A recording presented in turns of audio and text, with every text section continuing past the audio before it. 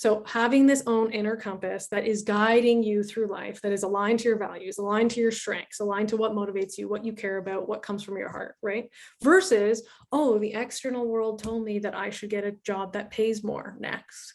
That's what I will do, even though that job is, there's no vacation, or like your boss is the worst, or whatever, all these things that make your life a living hell, right? But the world said, I need to be making more money, so I will take that job, right? So that's the kind of, at the end of the day, like, bring it back to yourself, right? You're the greatest asset you'll ever have. You're the greatest competitive advantage you'll ever have. And it's all already within you, right?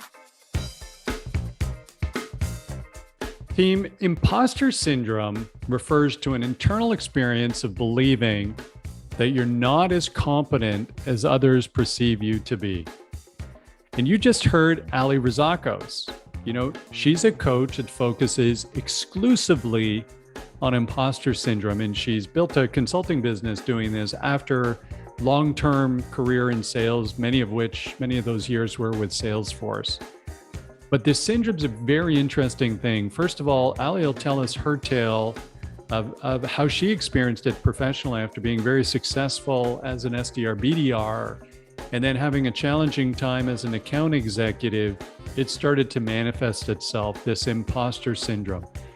She'll tell us how to spot it, and then when we do, what we can do to inoculate against it, and how most of this belief system comes from inside. And there's a couple of strategies that we can employ to make sure we go from that, let's call it scarcity, to abundance mindset and regain our confidence.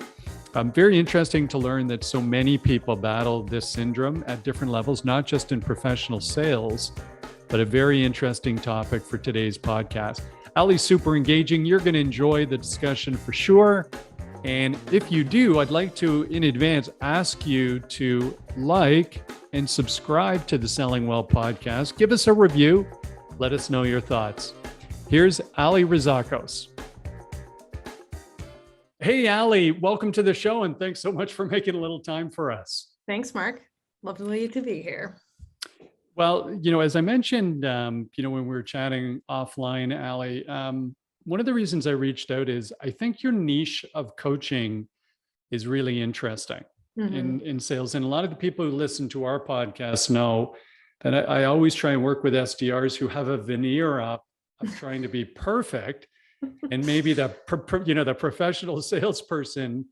And I just want an authentic salesperson, because I think that's what people want to deal with. They want to deal with a human being. Right. But you have such a very specific niche when you're coaching on imposter syndrome.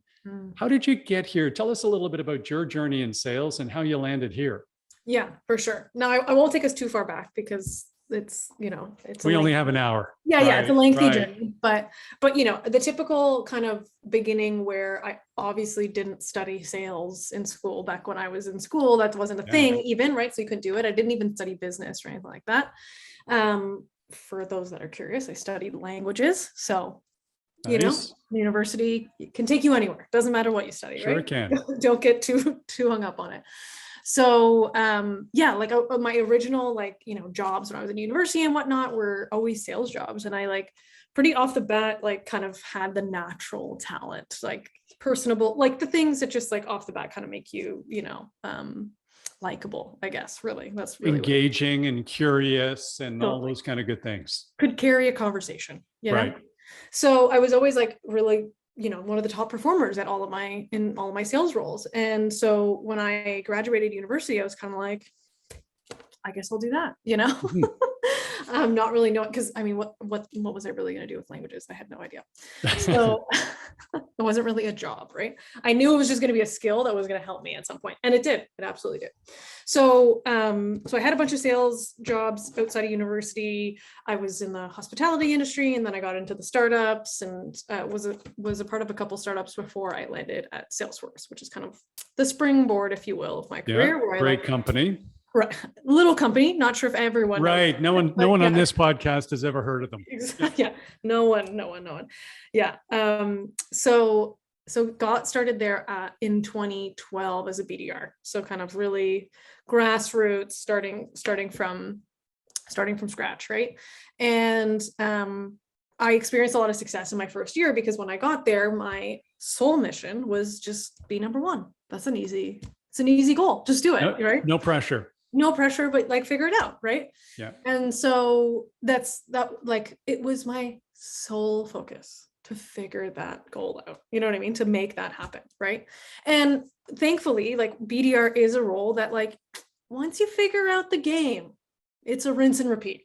And I did, like early on, like my first month, like I had success every month, but my first month I was like, oh, it's kind of hard. But then like by months 2 and 3, I'm like, oh, okay, I understand the process here and the game that we're playing.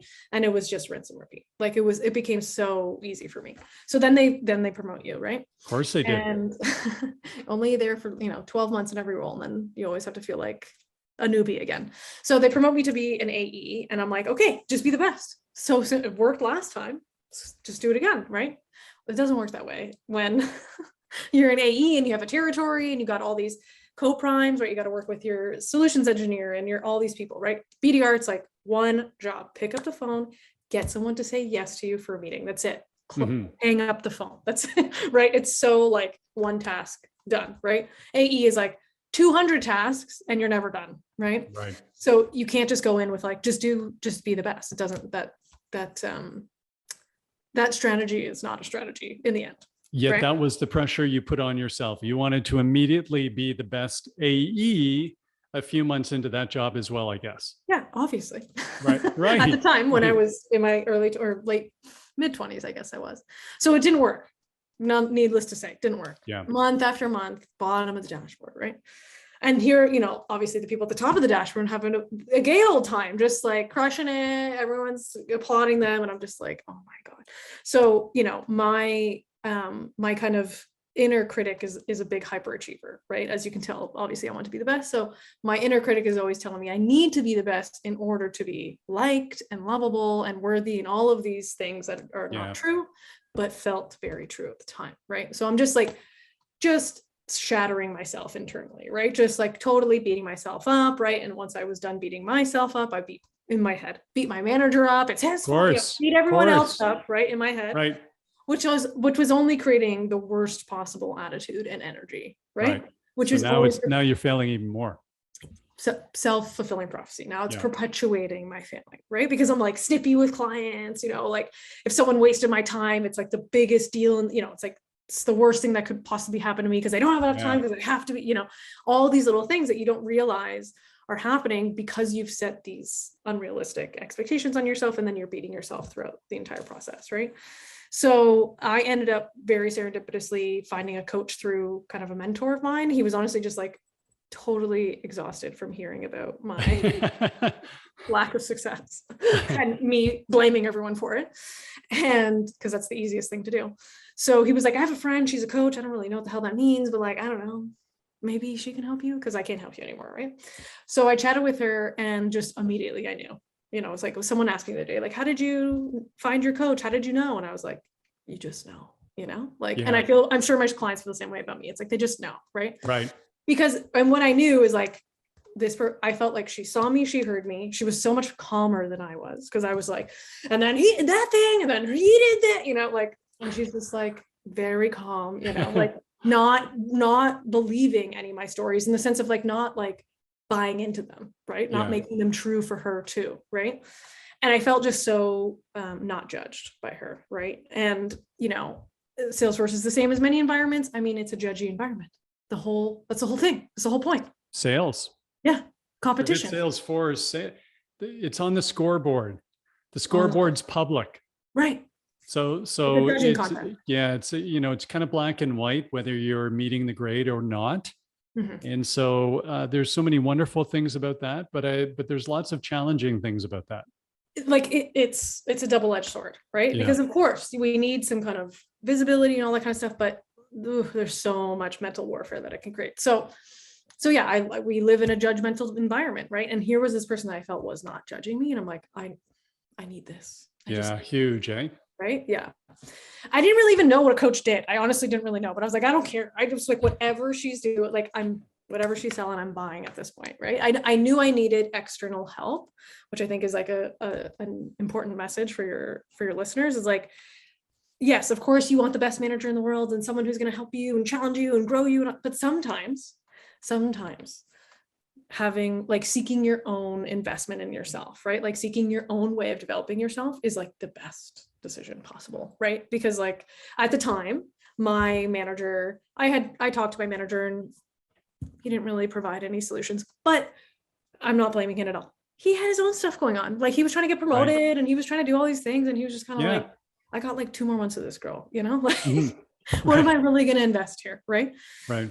And again, not blaming him, like, and that's what happened. Like 2 months later, he switched jobs. So of course, like, then I was like, oh, I get it. That's probably why he wasn't like super involved in helping me, because he knew he only had a certain amount of time with me. So it's like, if I could just appease her, then we can all move on. So anyway, so I invested in myself, and that was literally the best decision I've ever made, because not only did I then become the #1 rep on my team, because coaching works, I also realized that like coaching is the thing that I've been like looking for, and coaching is the thing that I want to do for my career after sales, like full time, because I saw the effects of it. I mean, I literally went from, like I said, the bottom of the dashboard, blaming everyone, all this complaining all the time, to the #1 rep on the team with like a really positive attitude, helping others, like just overall trusting myself more, overall feeling way more confident in myself, like all of these things that, regardless of what it looked like on the dashboard, yes, it was #1, fine, that's amazing, obviously, but like internally, the transformation was absolutely like incredible. And I just told myself then and there, I'm like, I need to do this because I want to give this gift back to the world. So it took me 8 years to start doing it, or like full time at least, because I did it on the side. But that's kind of the journey of me in sales. Well, obviously I did more sales after that. I was there for 8 years, but that's kind of the journey to coaching, I guess. And so, there's so many people, I think, out there today, Alli, that would actually be going through the same thing right now. And you're right. A lot of us tend to believe, hey, we jump into a new job, we should be acing it right off the bat. We should be naturally talented. Right. So I'm so naturally gifted, I'll just figure this out. I can do it on my own. And if I need to ask for help, there's something wrong with me. Or that's a sign of weakness if I need outside help. A really smart guy that runs a company called Strategic Coach. His name's Dan Sullivan. But that mindset you just talked about, the difference between the two, one was you were in this scarcity mindset. Exactly. When you were having a tougher time, and then somehow the coach guided you to this abundance mindset. Absolutely. And everything's calmer, and there's just massive opportunity for everybody. Exactly. But I said it exactly in my example of like, when someone wasted my time, right? Even that statement is coming all about you. Right. And it's a scarcity mindset of my time is being taken away from me. Right. Even like I said that purposefully, because that's how I really felt in that moment of like, you're wasting my time. I'm not going to get it back. This is going to hurt me. Right. So scarcity. Right. So it's interesting. Same thing with the growth versus fixed mindset. Same. Carol Dweck and that simple model that says, if I actually believe that some of these challenges are just part of this learning journey and I can improve and develop and get better, the same way I do with my hobbies, like playing hockey or music or cooking or woodworking. If I apply that professionally, then when I come across a challenge or what would be perceived as a failure, it's just an opportunity to learn. Yeah. It ends up becoming this fuel for getting better, but getting that guidance or that coaching obviously made a world of difference for you. But it led to this specific niche in coaching that you support on that I think is so relevant in sales. It's imposter syndrome. What is the definition of imposter syndrome? Well, you kind of just gave some beautiful examples of some of the different flavors of it, right? So needing to have, you have to be naturally talented, all these things. So there's different flavors of it. But the kind of clinical definition is incessant negative thoughts about your performance despite evidence of success, right? Yeah. So there you are. So I do corporate workshops, and it's kind of fun because I always start out with that definition. And then I also say, I'm like, because guess what? Like all, the 100 people that are here today, you didn't get here by failing your way here. You're on this call because you succeeded your way here to this position at this company, and so on and so forth, right? So like even that is like a perfect example of like, of course you've been successful, like no one has ever just failed and failed and failed and failed and failed like for the rest of time, right? You've always experienced some success. Yeah, it's so interesting because I think we all, and by the way, I put up my hand for this for sure at different times in my career. I was experiencing some form of imposter syndrome. For sure, I had this veneer when I was selling because I was a young person selling, doing reasonably well, but partying like a fiend in the background. And so I always felt like I had to play hard. I always felt like I had to hide that part of the life because it was like, oh my God, I'm a booze hound. But the reality of it is, looking back, that ended for me, thankfully. But looking back, the clients and prospects would have actually not been offended by any of it because it would have humanized me. Yeah, totally. Because I was so darn uptight about everything. I had to be pristine and perfect. They would go, this guy's no fun at all. Little did they know I was the most fun. Anybody at the party, but I was trying to hide it because I was young and a crazy lifestyle and all that kind of stuff. But I think what you just said is so important, the veneer, right? So it's not really controversial, but I often say like, you are being an imposter, right? Like if you're feeling imposter syndrome, it's because you are an imposter, right? In the sense that you are like your behaviors right now are not true to actually who you are, right? Yeah. The work that I do, because if you are kind of consistently feeling like you're an imposter every time, new company, and even, 2 years into the role, and you still feel like this veneer is up, and I used to say I would have to put a mask on every time I went to work, right? Like a figurative mask, figuratively, not the ones that we wear today in COVID, because I felt like I had to be someone else, right? In order to fit in, because that's what it's all about. Imposter syndrome actually, at the core of it, is just a need for belonging. And because we have a need for belonging, we think that we need to be someone in order to fit into the crowd that you think you want to fit into, because they're successful, because they're this or that, right? Yeah. So you don't believe that being yourself is enough, right? So you have to put on the veneer so that you can fit in, and so you can be successful and all these kind of things. So you are being an imposter, 100%, right? Absolutely.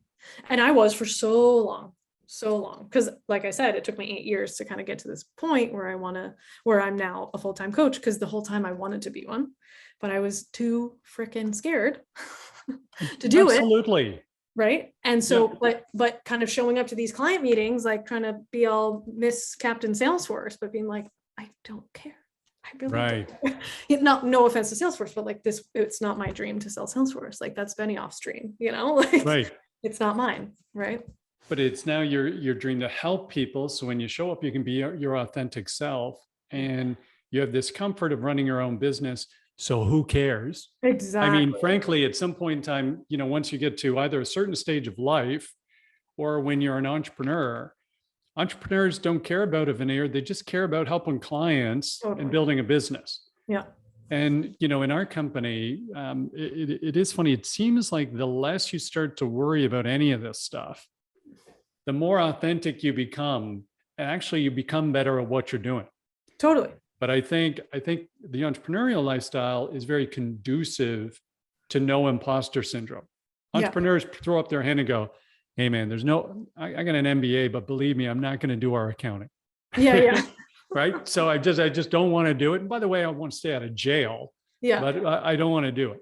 Yeah. So I'm very quick to go, hey, I'm good at this. I'm awful at this. Mm-hmm. I know I tanked that meeting. And there's no one to hide from or to, because I'm to blame for everything anyway.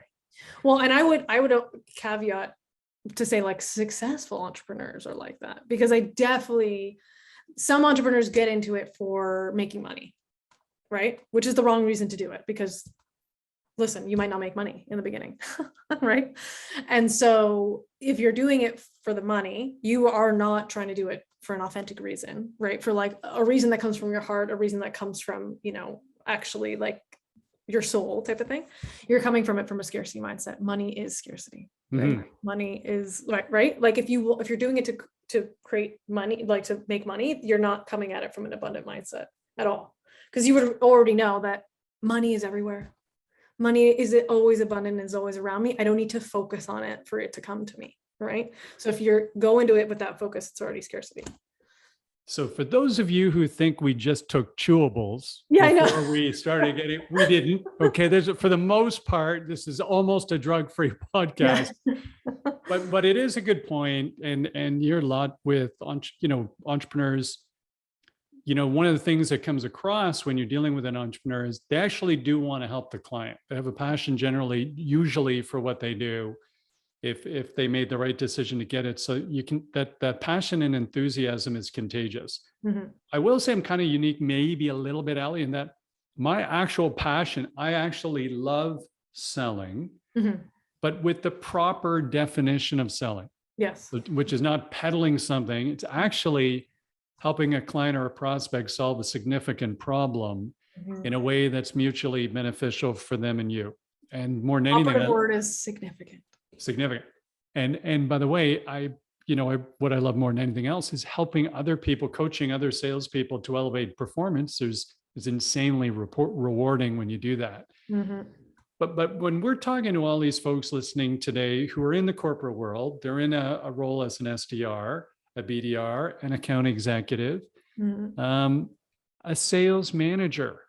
Mm-hmm. I mean, we it's easy for us to sometimes point at our sales leaders, but frankly, they have the hardest job on the executive team, Mm-hmm. chief sales officer, CRO, Mm-hmm.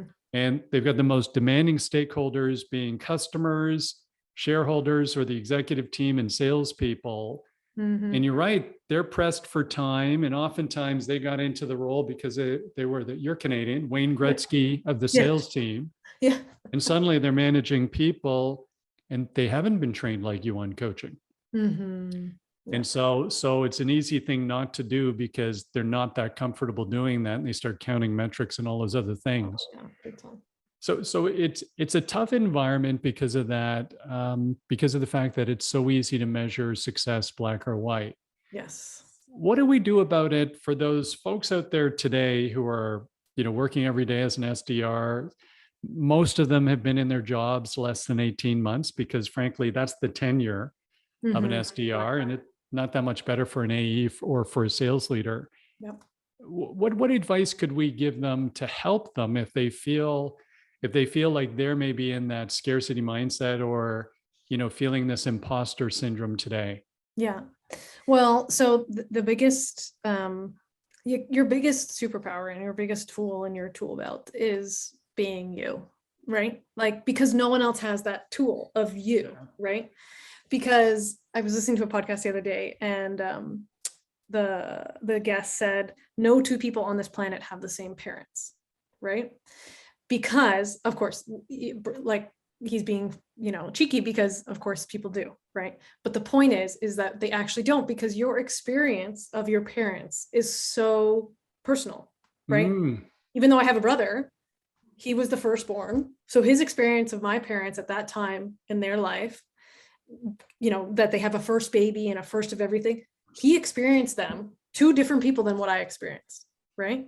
So no two people have the same parents, meaning that no two people are the same, which we already know that, right? But the whole point of that is that the problem, is that the world has always told us to not be different, right? To conform to norms, to be the same, right? When we are always uniquely different, all of us, right? And so isn't that our biggest competitive advantage? To be ourselves? Nice. Because if you're trying to, like you said, if you're not being your booze hound self and you're trying to be Mr. Corporate, well, guess what? You're going to sound like everyone else, which sounds pretty blah, like we've all, we experience it now with social media. Like if you ever scroll whatever, TikTok or Instagram reels, it's like you hear the same song on everyone's reel and you're like, really? This is, like you're like, oh, a dime a dozen, here we go, same song. Like everyone's just doing the same thing. And then you have something new and you're like, whoa, your attention is peaked, right? You stop, you start to listen, right? So I was in my last role, I was doing a lot of like actual sales coaching. I was the head of revenue enablement. And that was my biggest thing. Like, like you said, these like veneers and like they're robotic, they're reading from the script, the whole thing. And I was just like, okay, get rid of the script. Okay. Just like say it how you would say it to your friends, Yeah. Because when you do, and we would record it and we'd be like, okay, listen to this one, right? How did that sound? And they're like, I mean, I said all the words right, like the words were there, but like, I don't know. And then I'd be like, okay, listen to the second one where you said it with your own words and your own tone. And they're like, whoa, like that's way better, right? So what I teach people to really get comfortable with and really start to accept is themselves, right? So that they could just show up as themselves, because no one can show up as them. Yeah. Right. They're out there trying to show up as other people and trying to show up as what they think other people want and whatnot. And it's just a losing battle, right? Like it can work for a while, like, you can get the promotions and what, but at a cost. Everything comes at a cost in life, right? So the cost of that is probably your personal relationships, your sleep, your mental health, like all these things, right? Because you're going to say yes to more things than you want to. You're going to overwork, you're going to overstress and have more anxiety because you have more work and all these things, right? And truthfully, you feel like you can't really trust anyone. Well, because you can't trust yourself. If you know you're being kind of a phony, how are you trusting anyone else to not be a phony, right? So it kind of starts with you. If you don't trust someone, then you don't trust yourself. It's such a good point. You start to think back on some of the people you enjoy working with or bosses you had in the past. Same answer everyone's going to have.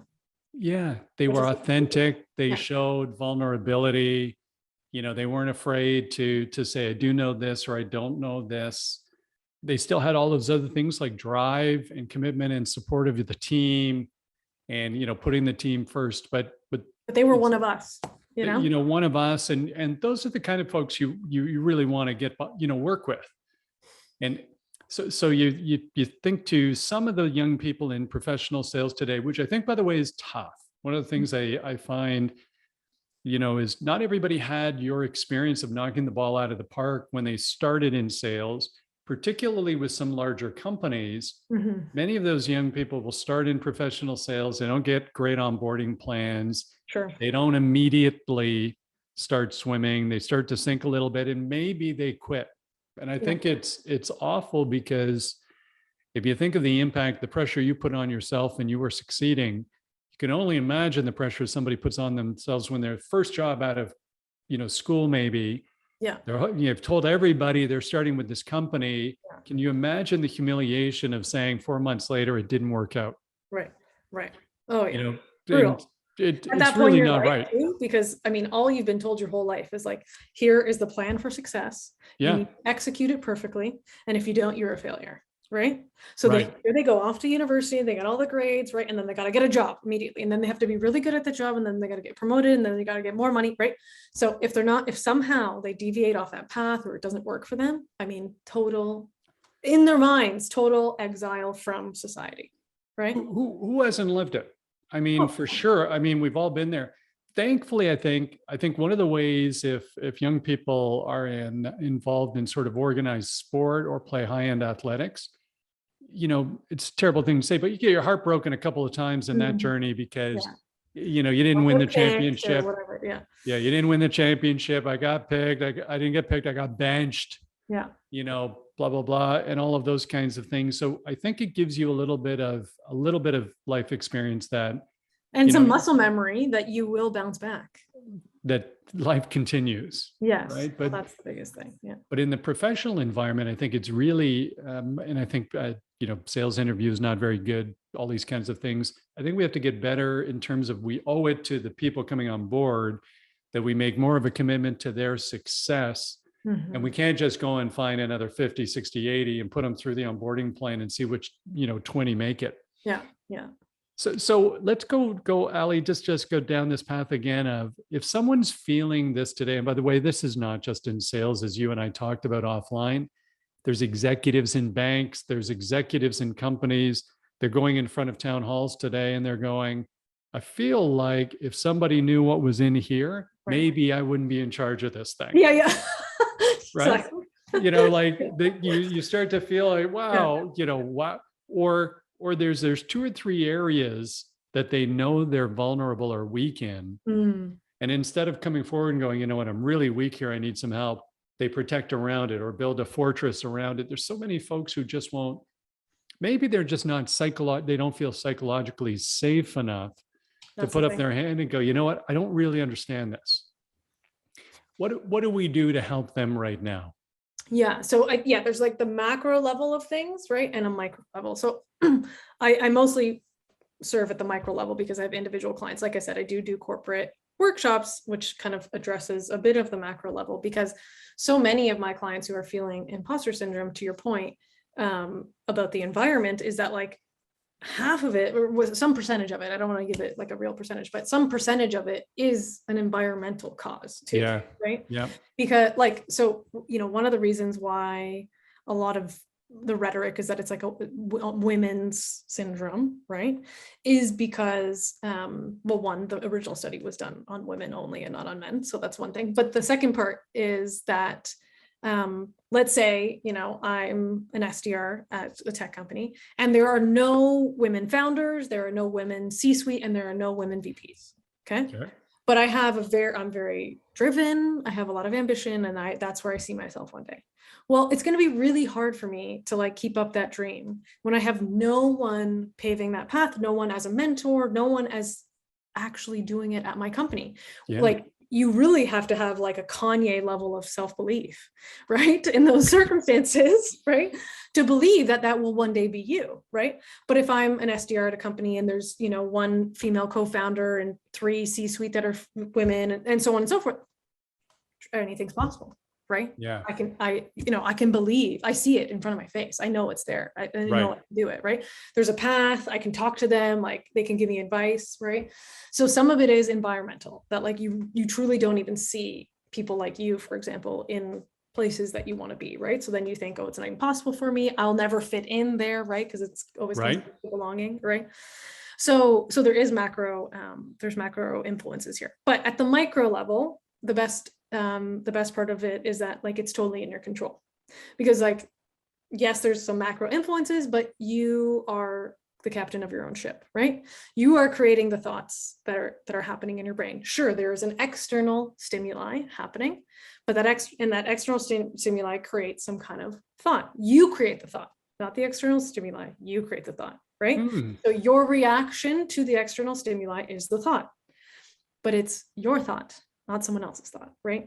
And all imposter syndrome really is just a collection of thoughts, right? Repeated over and over and over and over. So they become a talk track, so they become a belief system. And then a belief system becomes behaviors and actions and, consequences or whatever, right? So the greatest news is that you are in control of you, right? So you can take all your power in your own imposter syndrome, because it really starts at you and ends at you. No one's going to solve it for you, right? Which is great news. So the biggest thing that I teach people, as I mentioned, is really to accept themselves more. But first step is, well, who are you, right? Like, what do you believe in, right? What are your daily habits, right? What are the biggest one is, what are your core values, right? What is truly like necessary in your life that you exhibit, or that you have, or that, like for me, for example, leadership and well-being are my 2 core values, right? And because for me, it's like, my body is a temple, right? It is mine. And I need to always be in my best well-being in order to show up as a leader. And as a leader, I can have my greatest impact, right? In the world that I want to have, right? So those 2 things for me, like really, really speak to me. For some of my clients, it's like nature, being in nature, like really, really speaks to them. They feel completely free. They feel completely self-expressed, but yet they work 16 hours a day in front of a screen. So clearly, how are you going to feel like completely yourself and, these feelings of freedom and joy and whatnot, when you're literally going against your values every day? Because your values actually show you what your core needs are, right? Yeah. So when you don't have your needs being met on a day-to-day basis, well, of course you feel shitty and stuck and, depressed and all these kind of things, right? So core values is really like one of the biggest ones. And it's the kind of turning point for my clients, because they start to realize that, yeah, of course, they're living totally out of whack to their, they're in conflict. Yeah.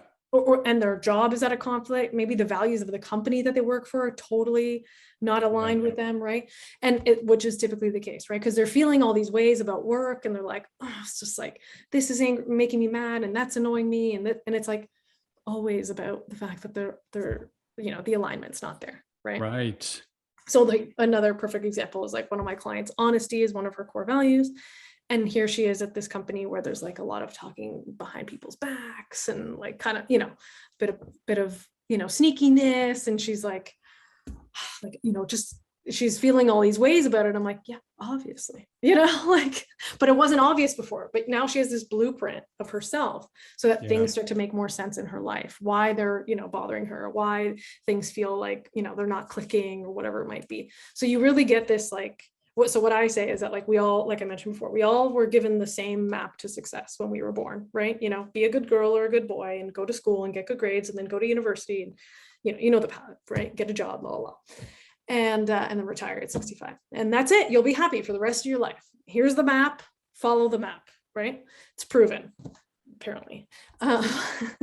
So we all got that map from, society when we were born.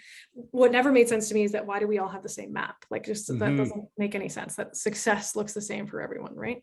So what my coaching, what it really centers around in the end is to kind of, let's put the map aside for a second. Let's ignore the map, okay? It's gotten you here, that's great. But maybe it's not going to get you where you want to go, obviously, right? That's why we're here. That's why we're coaching. So what I give my clients instead as a tool is their own inner compass, right? So having this own inner compass that is guiding you through life, that is aligned to your values, aligned to your strengths, aligned to what motivates you, what you care about, what comes from your heart, right? Versus, oh, the external world told me that I should get a job that pays more next. That's what I will do, even though that job is, there's no vacation or like your boss is the worst or whatever, all these things that make your life a living hell, right? But the world said, I need to be making more money, so I will take that job, right? So that's the kind of, at the end of the day, like bring it back to yourself, right? You're the greatest asset you'll ever have. You're the greatest competitive advantage you'll ever have. And it's all already within you, right? So much advice, so many things to unpack. Well, by the way, we'll bring it back on another podcast to delve deeper into this. But one of the other things I think for a lot of the folks out there, whether you're young in professional sales or older, these things come up. And I think, folks of my generation, I'm a couple of generations older than you, Alli. I think a lot of folks in professional sales of my age, they're worried that they can't stay current with modern sales techniques. You might have been selling for a certain organization for a long time. Now we come into intent data and trigger events and leveraging AI, and they're going, help. And so part of them says, I can't learn it because they've got that fixed mindset. And I'd remind everybody that Zoom and video technology had been around for about 12 years and nobody used it until COVID. And then overnight, your grandmother was on a Zoom call with a screen background, and lights, podcast lights looking fantastic. So she's got the like ring glow Instagram. Oh yeah. Your grandmother has a podcast. Suddenly you're going, what, Granny? So suddenly we all learn things we didn't think we were capable of learning. Totally. I think on the other end of the spectrum, I really believe we get an opportunity to work with a lot of young SDRs, and we're so excited by everything they're, the potential they've got and the future that they've got. And what they tend to believe is that somebody in the room knows everything. And, and it's not them. They literally think someone like me knows, well, Mark knows everything. And what I'm telling them is half of what I come up with is a crapshoot. Maybe it's right. Maybe it's not, they go, well, how do you know? How do you know? I don't know. I'm going to use some judgment and then we're going to make it work out. But there's this belief that everybody knows everything. And the truth is nobody knows everything. They're just using their best judgment. And sometimes if you're a little more mature, maybe you've made a few more mistakes. That's how you learned. But it's by being comfortable making mistakes and learning a little bit of something. So, really, I like this. First of all, I think the topic you coach on is magnificent. I think it's so prevalent with everybody at some stage of their life. And then secondly, I actually think coaching is the new consulting. Oh, yeah. Yeah. I really believe that Easy there's, for us to say, but yeah. what's that? Easy for us to say. Exactly. Yeah. We'll put that in the commercial at the top of the podcast. Yeah. But I actually do believe that, when you look at high-end athletes, they don't have, one team coach. They got 6 team coaches. Yeah. Maybe, you at one point in time enjoyed living in Toronto. The hockey team, it's got a coach behind the bench, but I got a fitness coach. I got a mindset coach. I got a nutrition coach. I got a strength coach. Yeah. I've got a skating coach and a speed coach. Yeah. So at a bare minimum, I mean, even if you're playing lower tier, prep school hockey, there were 2 or 3 of those that we had. So you need help from so many different areas to get that balance. And I think one of the key learnings is, within these organizations today, don't be afraid to go get some outside help to help your leaders or help the team. And it's not a sign of weakness that any particular leader doesn't have that capability or skill set. It's just smart. They just want to bring as many resources as possible to bear for the team to help them. Well, a lot of my clients will have are building their own teams. One of my clients has a body image coach, and then I can't remember the other. Anyway, she has multiple different coaches and a therapist. Wow. Right. Because she kind of considers herself like an enterprise of her own. Right. And just like you would a hockey team, you need all these different coaches for the different aspects of being great at what you do. Right. Yeah. She's like, okay, well, these are the places that I'm still challenged, and I'm going to invest in myself to get better, It's such a great point, Alli, that, for what we do with sales leaders, it's not a common thing for sales leaders to engage sales coaches or trainers typically. Yeah. Trainers a little more, because they'll say, my team needs help, come and train my team. But they'll never go, I need help, come and train me. Yeah. But we do get CEOs saying that quite a bit, because again, the entrepreneurs. Yes. They're happy looking at this, and they look at the facts and they go, listen, I'm great at these 3 things, but sales isn't one of them. Can you get in here and help me? Oh yeah, for sure. And they need sales, of course. They know how important it is. Mm-hmm. This was an absolutely amazing chat. Alli, I learned a lot. Yeah. I'm sure the folks listening learned a lot. Yeah. How would they find out more about you? Absolutely. So where I hang out the most is LinkedIn. So Alli Rizacos, Imposter Syndrome Coach on LinkedIn. If people want to learn a little bit more about what I do, I have a free workshop that I'm doing next. Well, I don't know when this comes out, but July 6th. Okay. Well, yeah, throw the date out anyway. July 6th. There'll be another one in August as well. So, keep your eyes open for the August one. And where you can find that information is on my website, which is allirizakos.com. So allirizakos.com, Imposter Syndrome Coach, great niche. Mm-hmm. All of the links, gang, will be in the show notes for today. And I really want to thank Alli for being our guest on the Selling Well podcast. Thank you, Alli. Yeah, thank you. And I really want to thank all of you for listening. So we run this podcast because we want to help improve the performance and the professionalism and the lives of salespeople. We get a chance to talk to experts like Alli, and it's such a treat for us to do that.